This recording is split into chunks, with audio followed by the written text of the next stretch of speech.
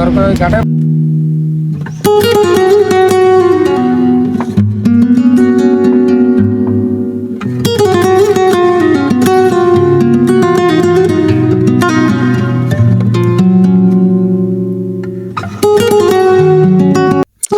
ভোর সকালে নওপাড়ার বুক চিরে বয়ে চলে খুলনা থেকে ঢাকাগামী ট্রেন। এরপরই পাশেই রয়েছে হাইওয়ে সড়ক খুলনা টু ঢাকা এবং একই সাথে এখানে রয়েছে নদী বন্দর। তিন পথে এখান থেকে যাতায়াতের সুন্দর সুবিধা রয়েছে।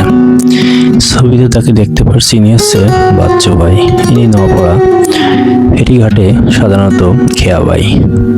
সকাল থেকে শুরু করে রাত অবধি এই ঘাটে তিনি খেয়া পারাপার করে থাকেন এবং এখানে বিভিন্ন সময়ে বিভিন্ন ধরনের জাহাজ, তারপরে বাল্কহেড এবং অন্যান্য ছোট ছোট লঞ্চ গুলো যাতায়াত করে এই নদীপথ দিয়ে।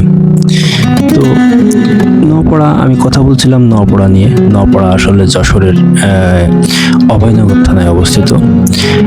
যদিও থানা অভয়নগর নামে চলে, কিন্তু নওপাড়ায় এই সকল অফিসিয়াল কার্যক্রম পরিচালিত হয়। নওপাড়া মূলত এখানের মূল অর্থনীতির চালিকা শক্তি। তার কারণ নওপাড়া নদীবন্দরে বাংলাদেশের একটা বৃহত্তর নদীবন্দর বলবো না, তবে মোটামুটি একটা ভালো নদীবন্দর। এখানে সাধারণত কয়লা, সার, গম, ভুট্টা, ছোলা এগুলো বিভিন্ন প্রান্ত থেকে আমদানি করা হয়। এই যে দেখতে পাচ্ছেন যে জাহাজগুলো, এগুলাতে এই যে যাত্রীরা, মানে যাত্রী নয়, এরা হচ্ছে জাহাজের বিভিন্ন ক্যাপ্টেন বা কর্মচারী, তারা বাইরে থেকে বাজার করে নিয়ে আসলো। অর্থাৎ এখানের কিন্তু অর্থনীতিটা বিভিন্নভাবে সচল।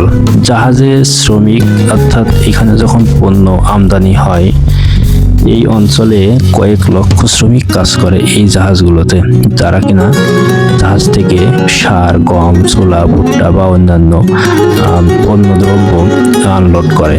আবার এখানে কিন্তু কয়লা আসে বিভিন্ন অঞ্চল থেকে, বিশ্বের বিভিন্ন দেশ থেকে কয়লা আমদানি করা হয়। তো নওপাড়া আসলেই খুবই একটা ব্যস্ত নগরী, ব্যস্ত বন্দর। এখানে বিভিন্ন সময় বিভিন্ন রকম কাজ বা কর্ম থাকে। মানুষের ইচ্ছা থাকলে কাজের অভাব নাই এখানে। তো বাচ্চা ভাই আবার বলছে যে আমাকে একটু ভিডিও দাও, আমি ভিডিও যাব। তার সাথে বিভিন্ন রকম অনেক দিনের পরিচয় আমার, এবং খুব সরল মনের মানুষ, খোলা মনের মানুষ। উনি নৌকা ভাই ছোটবেলা থেকেই, আর এখন অনেক বয়স হয়েছে। তো যাই হোক, আমি এখানে পারাপারের সময় জাহাজগুলোর বিভিন্ন কর্মকাণ্ড ভালো লাগে দেখতে। হাজার হাজার জাহাজ এখানে সারি সারি ভিড় দেওয়া থাকে। এটা হচ্ছে আপনার ঘাট, খেয়া ঘাট। এই ঘাট থেকেই আপনার হচ্ছে লোকজন পারাপার হয় এপাশ থেকে ওপাশে নৌকায়। নওপাড়ায় মূলত ব্রিজ একটা আছে, সেটা হচ্ছে ভাঙা গেটের পাশে। আর নওপাড়া বাজার থেকে পারাপারের জন্য নৌকা ব্যবস্থাই অন্যতম মাধ্যম।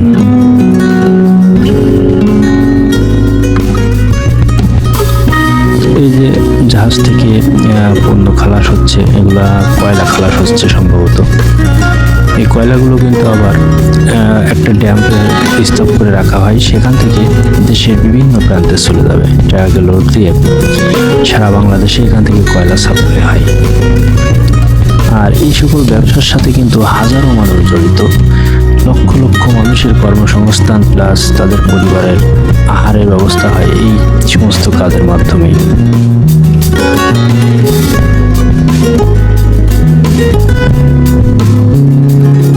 সকাল থেকে শুরু হয় রাত পর্যন্ত এখানে কর্মযজ্ঞ চলতেই থাকে, কাজ আর কাজ। এবং হাজার কি হাজার জাহাজ আসছে যাচ্ছে।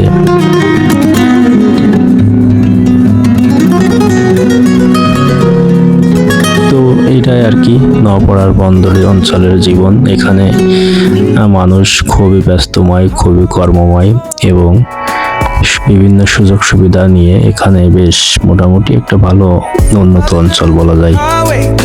তো ঠিক আছে, সবাই ভালো থাকবেন। ভিডিওটি কেমন লাগলো, ভালো লাগলে সাবস্ক্রাইব করবেন। এমন ভিডিও পেতে সাবস্ক্রাইব করে পাশে থাকবেন। তো সবাই ভালো থাকেন। খুব শীঘ্রই আবার এরকম ভিডিও নিয়ে আমি আসবো।